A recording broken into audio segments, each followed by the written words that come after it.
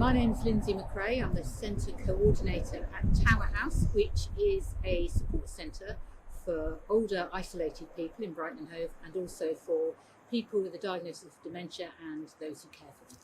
Hello, hi, my name's Daisy. I work for SVP. Sorry, it's the Vincent de Paul Society, yes, a Catholic charity. I'm Luke Fernandez, a retired doctor. My name is Debbie Tyndall and I'm the Arts and Crafts Activities Coordinator at Tower House. I'm Georgie, I'm 25. I'm here at Tower House today as a community artist and I've been volunteering here for the past few weeks. Hello, I'm Mike, I'm one of the volunteers here. I also drive this here minibus. Yeah. For people who've got like physical disability of some kind or just frail, we have our own minibus, which is specially adapted. We are so lucky. This is an amazing building. When we took it over 2 years ago, it had been empty for at least a year. It was totally derelict. It was originally built for the jeweller of King Edward VII.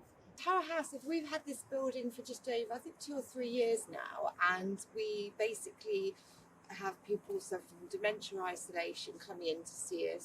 St Vincent de Paul is a Roman Catholic charity, but although that's the case, it is open to everyone. Yes, I am a Roman Catholic, a cradle Catholic as they say. I was born and brought up as a Catholic, but my vision has always been a Christian one, to try and help people who are less fortunate than I am.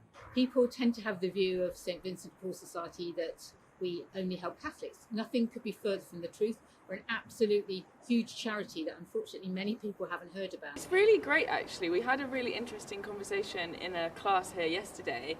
I'm quite spiritual myself, but I'd noticed that lots of us had kind of different faiths, but we had this great discussion where we said that we all wanted the same thing, even though we had these different sort of paths to get there with our different beliefs. We all had the same fundamental, wanting to do good for each other and work together type of thing. So yeah, I think it's really good. Tower House is a day centre for people with dementia. We run all sorts of activities for them and they come 4 days a week, and we provide them with social interaction and fun and games, but we also focus on music and singing, and particularly any activities which are stimulating for brain activity. I run workshops for people with dementia and the elderly. I really like to use painting and clay, anything tactile, as I like to work on strengthening fine motor skills, which is something really important for when you've got dementia. So yeah, I like to kind of teach people new skills and have fun at the same time.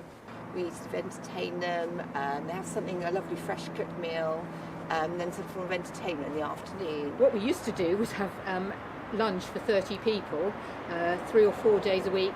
Since COVID restrictions, we don't do that anymore. We have different groups on different days, so we have no more than 6 people in each room, in 3 different rooms in the centre. We provide tea, coffee, cakes, sandwiches and activities like art activities, chair yoga, a raffle, bingo, things like that. It's a chance for people to meet each other. People who come to Tower House probably don't otherwise get out of the house at all. They would be in the house 24 hours a day, 7 days a week. So they come here, it's a chance to meet, chat up with other people, and it's absolutely vital for people's mental health that they have some kind of contact with other people.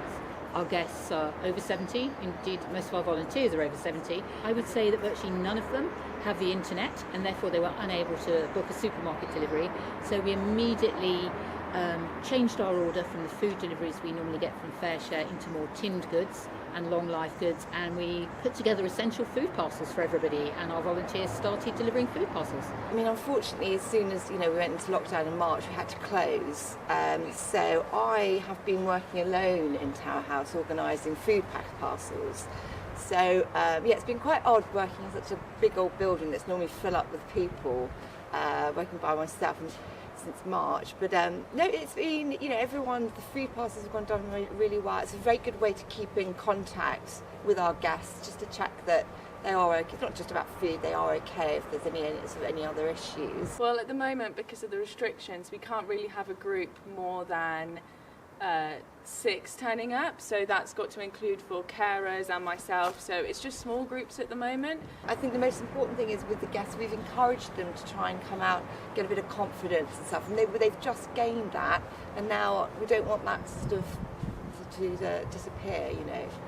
If people want to get in touch with us, we have a member of staff here between 10 and 2 every day to answer telephone queries. If people need, if they're isolated and very alone, they can refer themselves, or their relatives can refer them to us.